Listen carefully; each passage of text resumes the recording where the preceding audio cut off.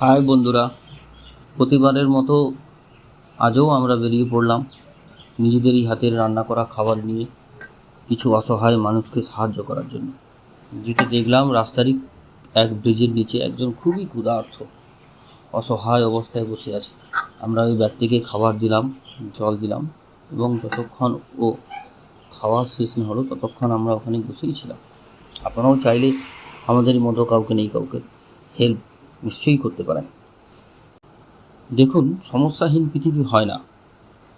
সমস্যা, অভাব, নেগেটিভিটি, অবসাদ এগুলো থাকবেই। পৃথিবীর যত বয়স বেড়েছে, সভ্যতার যত বয়স বেড়েছে, এগুলো বাড়তে গেছে। ফলে এগুলো থেকে পালিয়ে লাভ নাই।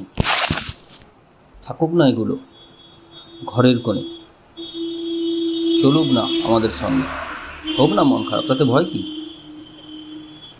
মনের জানালাটা এত বড় করে রাখতে হবে যাতে সেই জানালাটা খুললেই অনেকটা আলো এসে পড়তে পারে। নাটকের শেষ হওয়ার আগে স্টেজ ছাড়বেন না। মনে রাখবেন, এটা আপনার এক্সপ্রেশন হোক বা আপনার ধৈর্য, কমেডি হোক বা স্ট্র্যাটেজি, এই জীবন নাটকের নায়ক আপনি বা নায়িকাও আপনি।